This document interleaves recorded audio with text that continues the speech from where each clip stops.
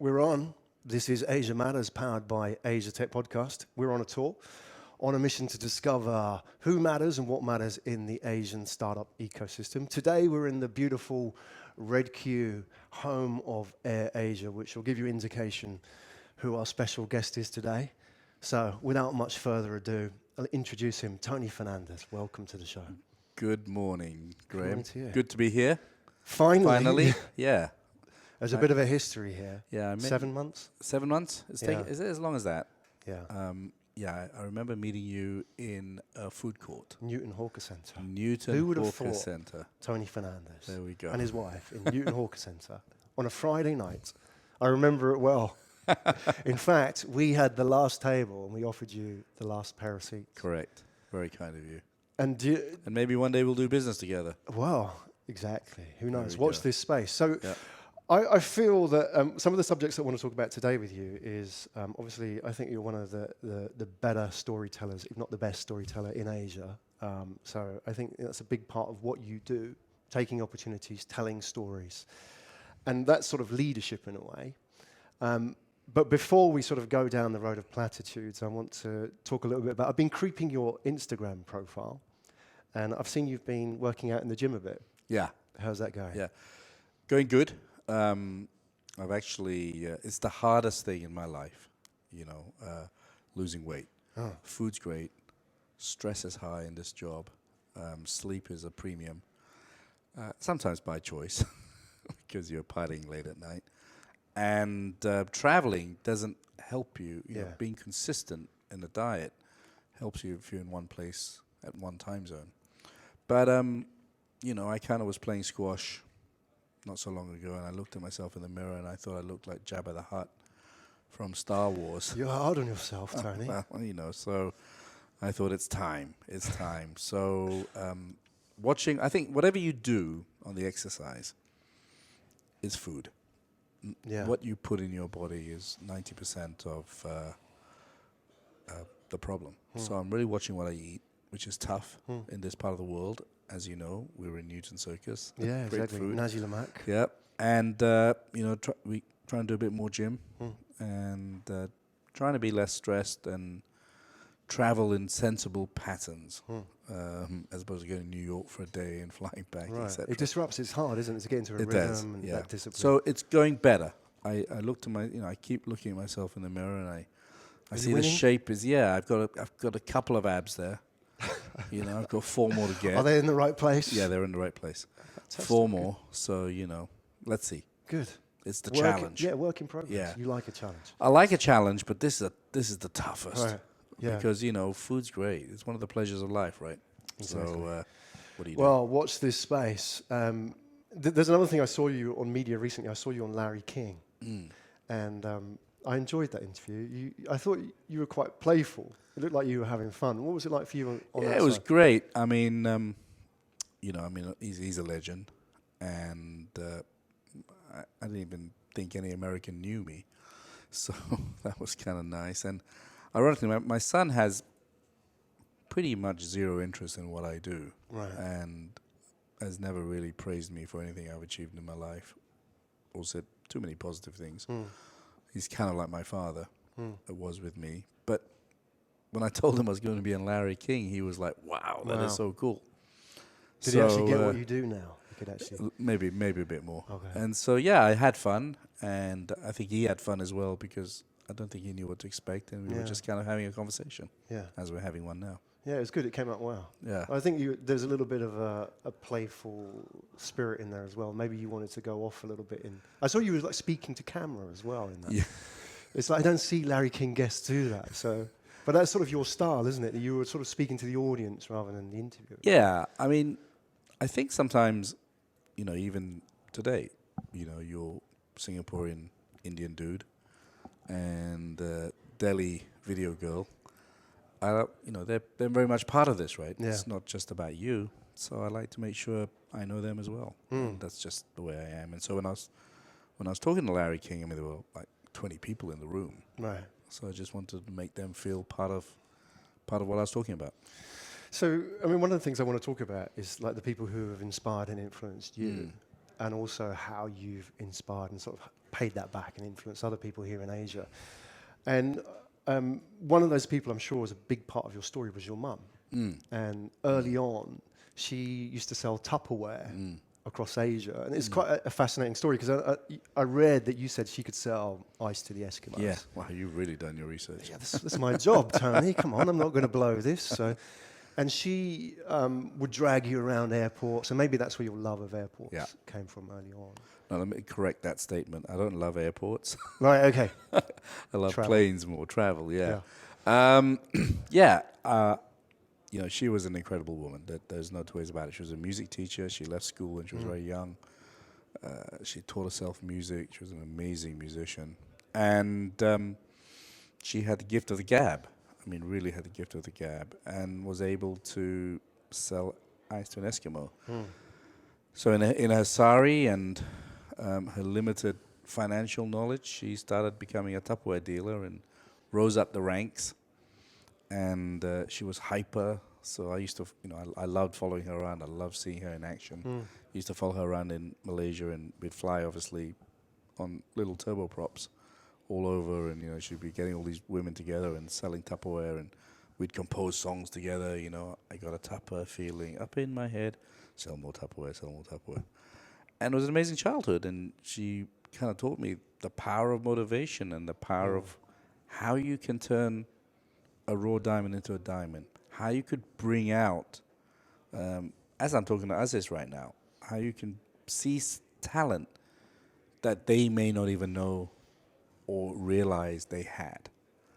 That has been the gift she gave me, is in, she would meet drivers, she would meet waiters, and she would motivate them to do other things and hire them, and that stuck with me, that everyone's got potential, and sometimes the potential is inside that they don't even know themselves, and given the chance. And AirAsia is a lot of that. A lot of people here who, joined with, I'm going to do this, and are doing something completely different.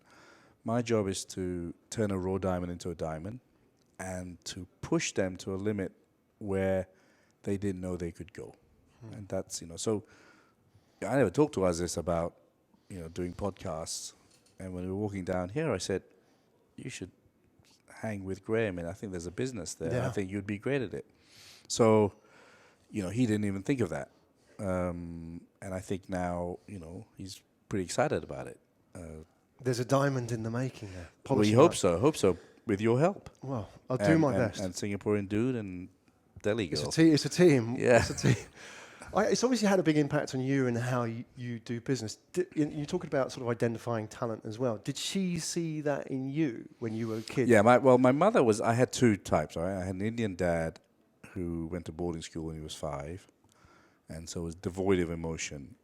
Amazing man, but just could never praise, just a bit like my son. And mother who, if I was the worst football player in the world, she still thought I was Pele. Right. So, it was a great contrast. And then give you a contrast, I remember once, in a different body, I was very good at sport. And I was about 11 years old, playing against a Japanese team. And my father would religiously come to every single match. And I think we were like 6-0 up, and I'd scored 5 of the goals, and I was captain of the team. And we walked up, and I thought, well, he's going to praise me for the first time. And he said, God, you're a hog. You haven't passed the ball once. Wow. To anyone. Wow. You imagine an 11-year-old like, oh my Yeah, you're God. a star. So, but that was him. I kind of got used to it. So my mother was quite opposite. Yeah. So it was a good balance. She gave you the belief. Yeah, she gave me the belief that anything could be done, and overly sometimes, because I knew it wasn't real, that she really believed that I was as good as Pele or anything like that, right? But she did give me the belief that anything was possible. Yeah, there's that theme as well here in AirAsia and the businesses that you do in women as well. I'm surprised how many women are here, and also, women pilots. Yeah. So Yeah. I don't know the actual stats, but I've heard it said that you employ more female pilots than any other airline. Yeah, we as a do percentage. as a percentage, yeah. Yeah. What was it like when you employed the first one, though? It was a real high for me, because I remember going to my chief pilot and saying, why are there no female pilots in this company? What did they say? And I can't repeat it. It was the most dumbest thing ever. Right. Ever. It's just so embarrassing to even mention. I've never told anybody. And I said, if a woman can run a country, she can certainly fly a plane. So it was a big high for me. Yeah. And I remember meeting one who's now an instructor at a political convention, and she said, I want to be a jet pilot. She was a turboprop pilot. And I said, well, why not? And she said, oh, they say I'm too short. So I said, well, just move the seat forward, right? And as long as you can see not midget, so you can't see the cockpit. I mean the display, the window. Sorry. And now she's an instructor on 330, right? Yeah. Airbus 330. So there are some strange things in the aviation business. There are some strange myths in Asia, and we've broken a lot of those myths. Yeah, in a good way. In a good way, and I think it's not deliberate. It's a meritocracy. I haven't said, oh no. Well, the women pilots was deliberate. I mean, why would you've gone from 2 planes to 250 planes. Why would you exclude 50% of the workforce? That's just nuts. But there is a lot of women in this company. It's not deliberate. It's not trying to, say we're heroic and we're diverse. We just do what's right, do the right thing. And if someone's good, then they deserve the job. Absolutely. And good for you as well. And it takes somebody who has that kind of belief to stand up to criticism, to give that belief to somebody else as well. Yeah. It was weird because I got given an award the other day in Singapore where we were supposed to make the Global Empowerment Award. And I was like, well, that's nice. And it was all mostly women there. But I didn't think I did anything extraordinary because it was just the normal thing. I didn't go out there and say, I'm going to champion women. I just did what I thought was normal. But that was natural for you because you had a role model such as your mother from early age. Yeah. That's what they're capable of. Yeah. Right. But I think my whole, maybe my mother, maybe not, but I'm a huge believer in diversity. When I see what Donald Trump is saying, when I see Brexit, which really Brexit is about immigration, let's be real. There are some who don't like the bureaucracy and the budget, etc., where there's logic, but the majority of people that voted against it just thought there was an overflow of immigrants coming into the country, right? And I've never understood that concept. I celebrate diversity. I love the fact we have different people in the organization from different backgrounds and different religion and different culture and different food. It's so exciting, right, to meet. We have a crew from Namibia. I thought that was so cool, right? We got a Brazilian crew. Yesterday I met someone from Honduras, and this is Malaysia, right? We have so many different types of people. We have an Austrian lawyer. So I love diversity, and it should be celebrated.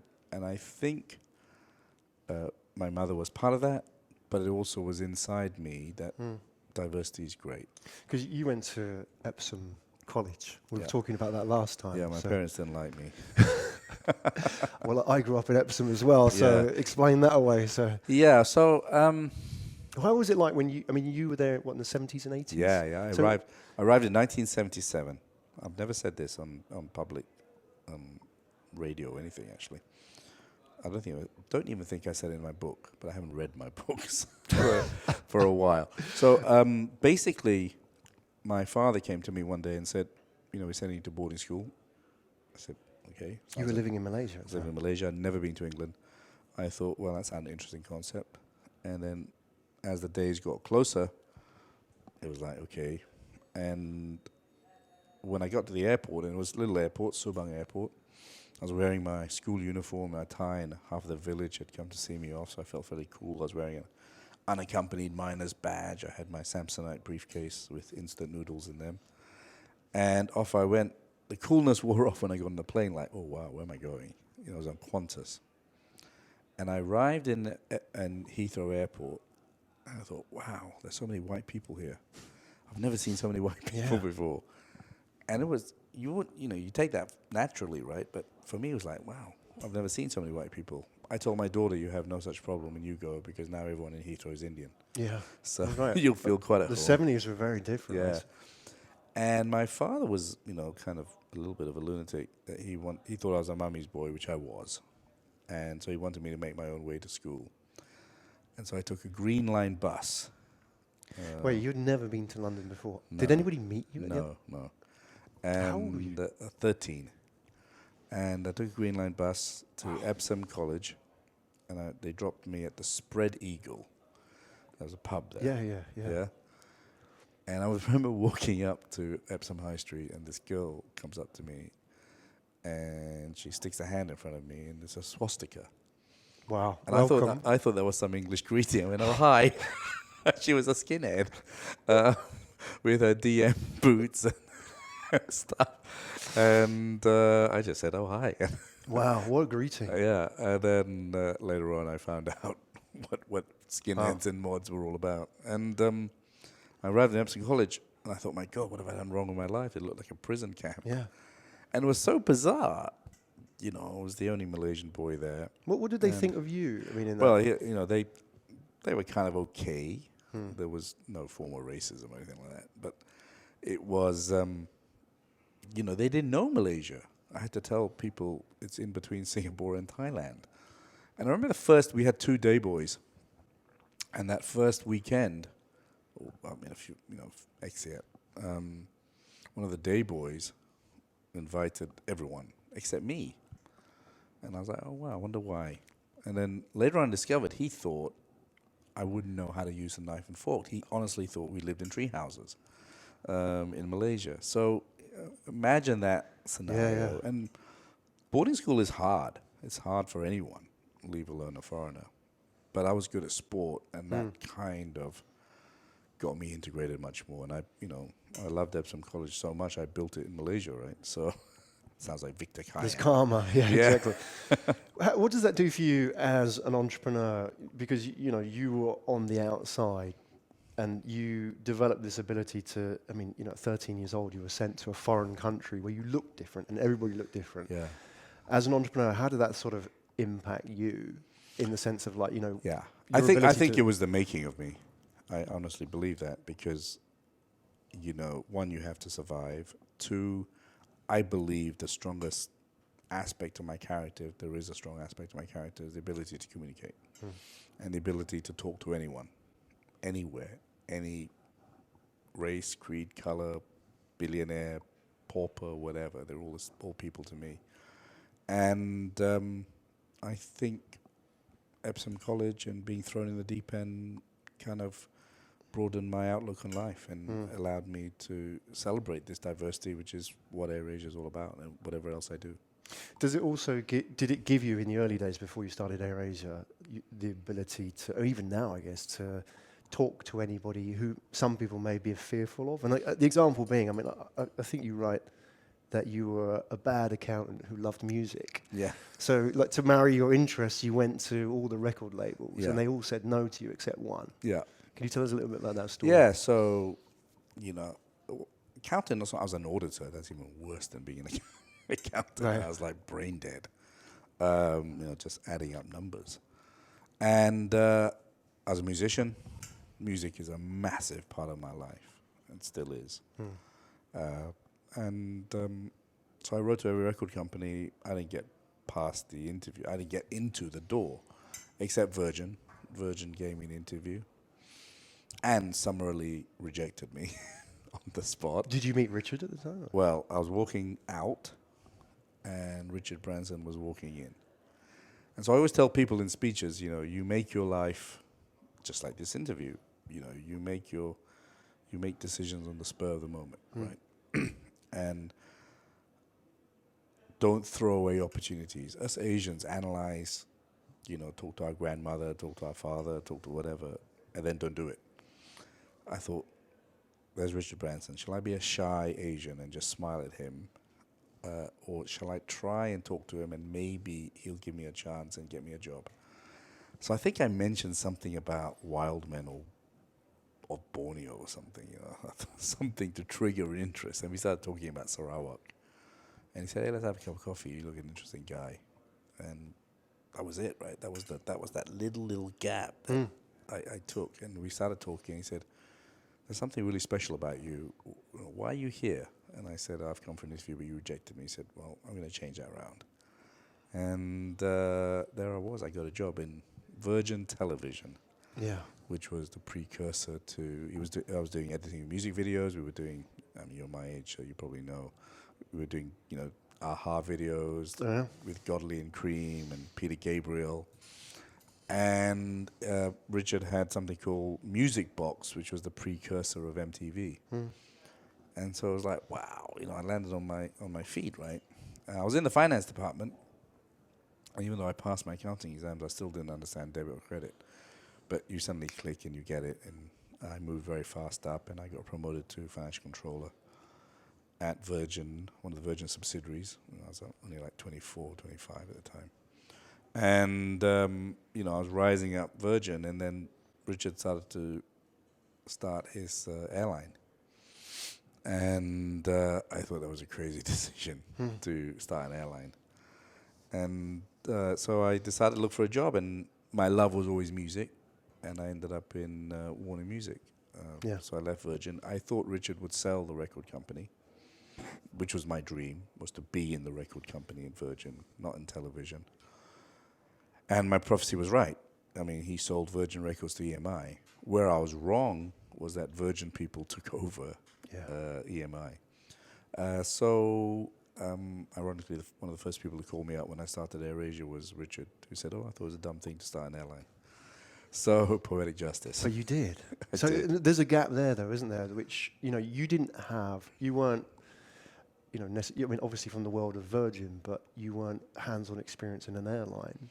And No, then I had zero experience in that. somebody presented you with an opportunity, and again, you took it like that. Yeah. But when you have those kind of moments, don't you feel that this is either really, really stupid or genius? Yeah. How do you know which is which? You don't. And, while you mentioned the genius bits, there are a lot of dumb bits along the way, right? But two things I'll say. One is, and I say this in my speeches, I say there's a very fine line between brilliance and stupidity, right? If I had failed at AirAsia, Delhi girl, they would have said, stupid idiot. He should have stayed in Warner Music and become president of Warner Records, right? Who was he? But now it's like, brilliant decision, right? So the thing is, you never know. You never know. But I always say, you got to try. You don't sit there at 55 and say, I wish I did it. So you can't press that rewind button, right? So I'm never afraid of failure. I do it.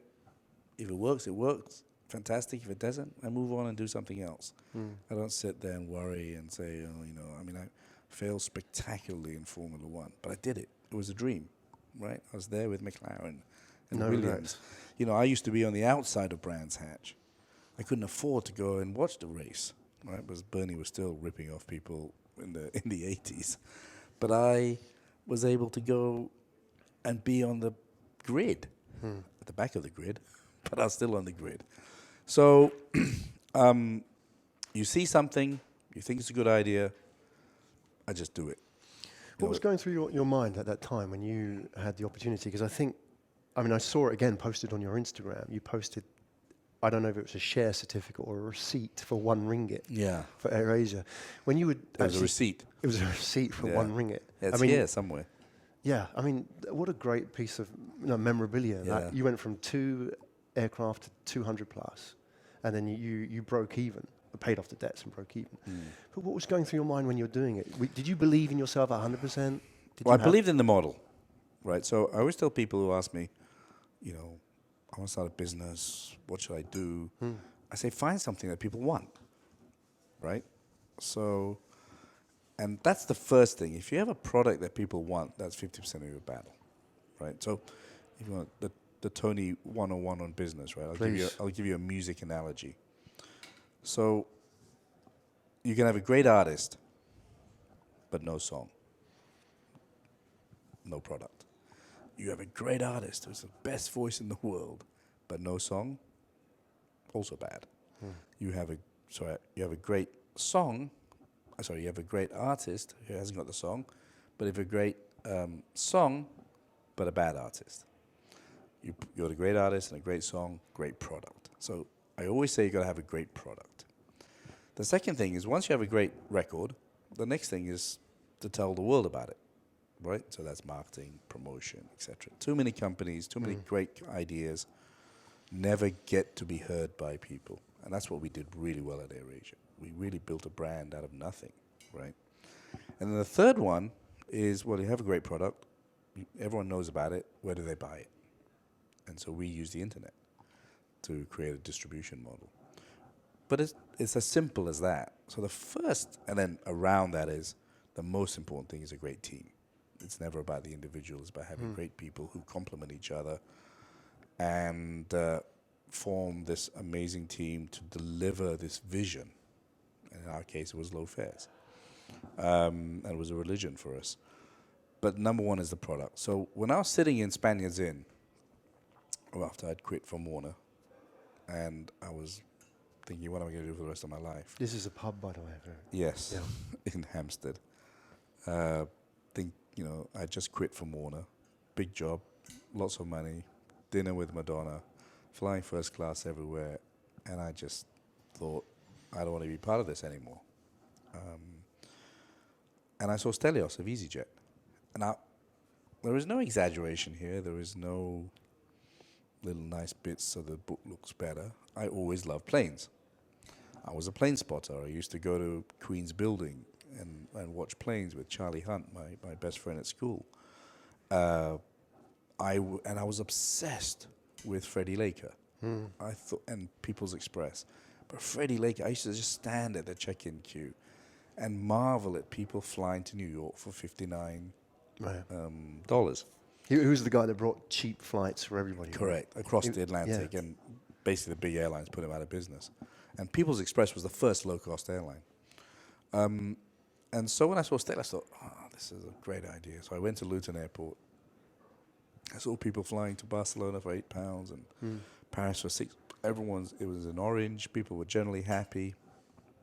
And I thought at that moment, I'm going to do it. As I always say in my speeches, there's a fine line between brilliance and stupidity. But I thought, if I could bring this product to Asia, and there was one statistic that hit me when I started doing a bit of research, only 6% of Malaysians flew, right? So I thought, wow, that's a 94% market, right? And it was even less in Thailand, less in Indonesia, etc. So I didn't know the aero politics. I didn't know how to run an airline. But I thought, this is a great idea. The rest is easy. Getting that great idea is the tough part, right? When you woke up the day after buying it, Yeah. and you actually had to now make that idea into a business, what was the feeling then? Wow. Exhilaration that I owned an airline. Yeah. Exhilaration that, wow, here's this big world ahead of us. Fear that if I screwed up, 254 people would lose their jobs. Yeah. That was the the only fear I had. Because they were never going to lose their job with DRB Highcom. That was a big, successful company with lots of cash, getting paid every month. But we had no money.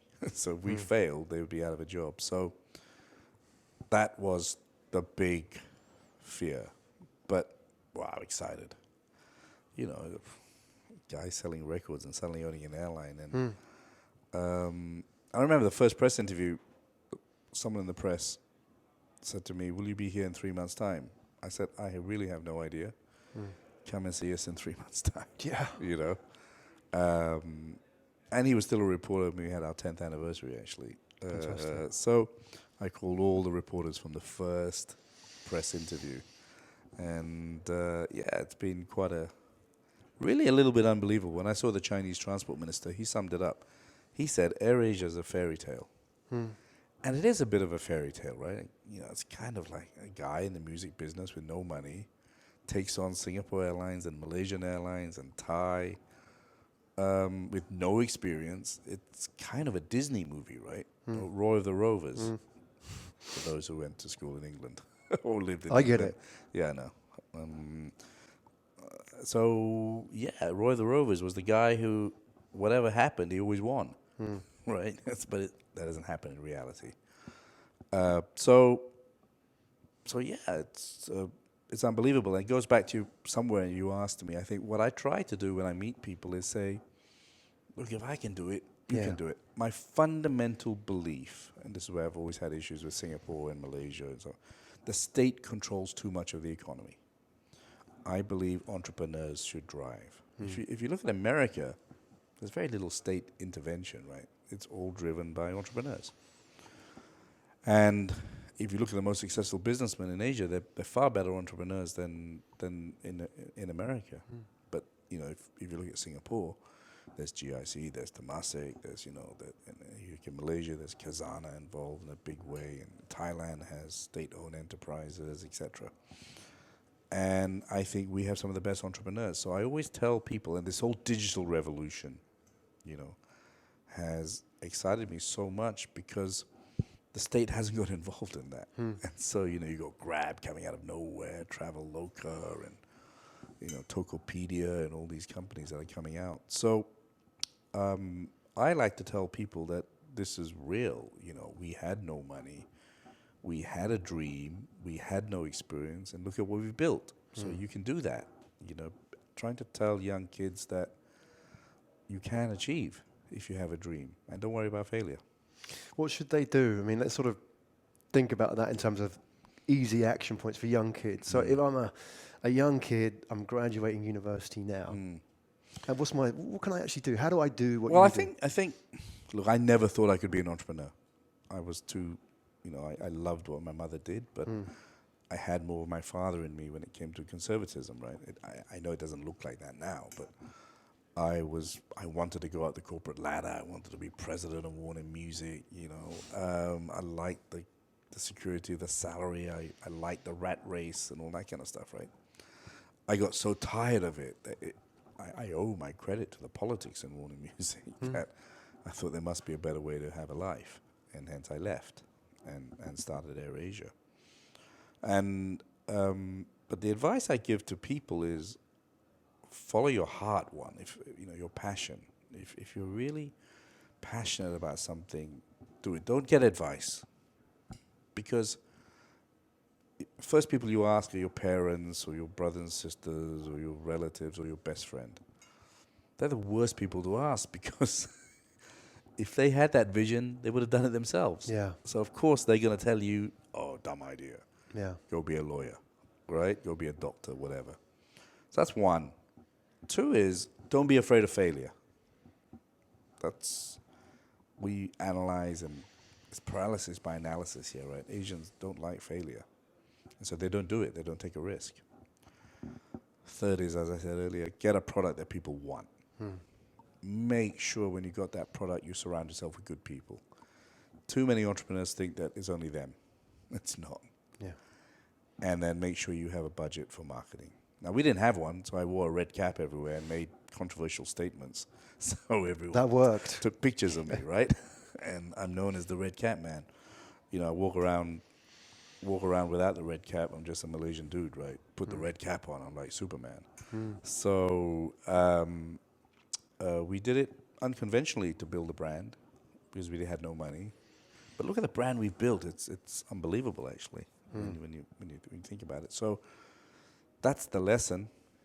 Get a good product. Well, follow your heart. If you're really passionate about something, just do it. So what if you fail? Yeah. Right? And there's that lesson about asking as well, which I think is your whole life has been. Yeah, I'm never afraid. Even today, you know, I'll go and say something. I don't understand. I just did it upstairs to someone. I said, "I don't understand. Please explain this to me." And arrogance, insecurity, I don't know. And the best thing about AirAsia, I just say people ask. If you don't know, right, ask. I tell an 18-year-old cabin crew, you know, there's bullying in the airline industry. There's none in AirAsia, though. I just got to know recently that there's some bullying within Korean crew. But I tell the seniors that you're blessed, that you have the ability to turn a raw diamond into a diamond. You can't expect an 18-year-old girl to be a superstar on day one. And screaming and shouting is not going to make them better. Coaching, helping, learning, and they will be inspired by you for the rest of their life. That's the power of leadership, right? So, you know, and I always tell, ask. Don't be shy to ask, because you're not going to improve if you don't. That is a big problem within Asians. We're too shy. But I think, I mean, sort of summarizing today, I think your story, we learn through story, don't we? So I hear your story, it influences me. People hear your story, and I think that's possible. I can be like that. I can do like that. That's how you need to be if you want to get here. you've got to ask, and you've got to do all these things that you've listed out. And I think it's all through story. So I think today you sharing your story has been a great lesson for everybody. Yeah. And, thank you so much for the time in making this happen and sharing a part of your backstory as well. It's really inspiring. Yeah, pleasure. One more thing I'd like to say, since humility, I think I always tell people you're only as good as tomorrow. And if you start believing you're invincible, that's the beginning of the end. And I think great leaders and great companies are humble leaders. Great politicians are leaders that believe that they cannot stop learning and that they need a team as well, and they need to interact. Till this day, and Aziz can tell you, I will walk around and meet every single passenger on the plane. Well, I met you, and we just struck up a conversation, yeah. You were sharing food with us before I realized who you were. Yeah. So that was hilarious. We became friends with the French people next door to us who did some travel work for AirAsia. Yeah. So I think humility is a key part in an entrepreneur's journey. That don't think you know everything. Don't be afraid to ask, because someone may think you're not very smart. Because it's better to ask and find out than do the wrong thing. Great advice. That's Tony Fernandes, everybody. This is Asia Matters. We are in Red Queue. Thanks to the hospitality of your team as well. They've been fantastic on onboarding us. We've had a lot of fun. I think that was a great interview and with a great guest as well. So thank you very much. I'm sorry it took so long. But you know what? We've learned a lot from you today. I didn't realize podcasting needed a sound man, needed a camera woman, had a mixer. Yeah. And I want to get into this business. Yeah. And come home to music. Yeah. Come on, Tony. Well, I'm going to come home to music. Yeah. I'm going to come home to music. Audio. Yeah. It's ironic. The government asked me to run stadiums in Malaysia, and Malaysia always loses out to Singapore and Thailand. And so I've been going out there to say we're back in the business. So I went out to the Grammys to see all my mates, and I went to all the labels.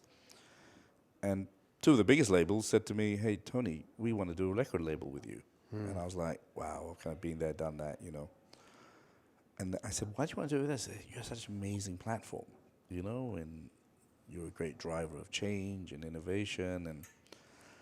And then I got the bug. I went to the Grammys, and I was with David Foster, my mates, and, I saw all my old artist friends, and,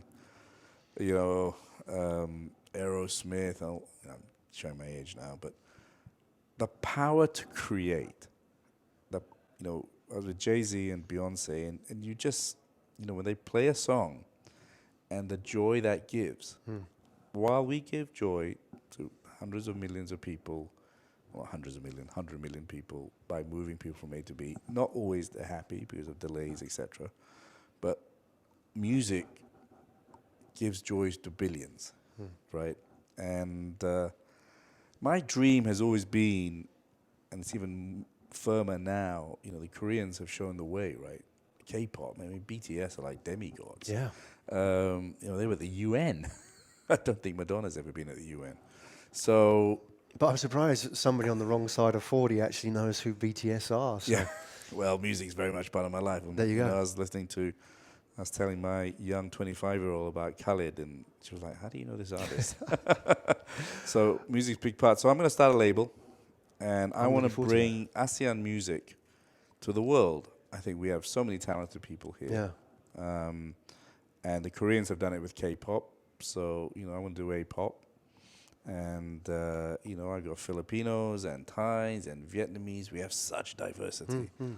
And, wish me luck. We're going to have some fun. I was involved in Singapore with Dick Lee, who was the first kind of ASEAN pop crossover, right? The Mad Chinaman. He was unbelievable talent. And with Chris Dayanti in Indonesia, and Sheila Majid here, and Zainal. So kind of getting the buzz again. Yeah. And we got a great platform to do it. Love it. And there's so many amazing stories to be told there. Looking forward to that. Thank you. Tony, thank you so much. Thank you very much. Thank you. You've been watching Asia Tech Podcast, powered by Pitch Media Asia. If you like what you see, then why not go and check out our YouTube channel, subscribe to us. Asia Tech Podcast is all about bringing you who and what matters in the Asian tech ecosystem. So go over and hit that subscribe button. My name's Graham Brown. I'll see you in the next episode.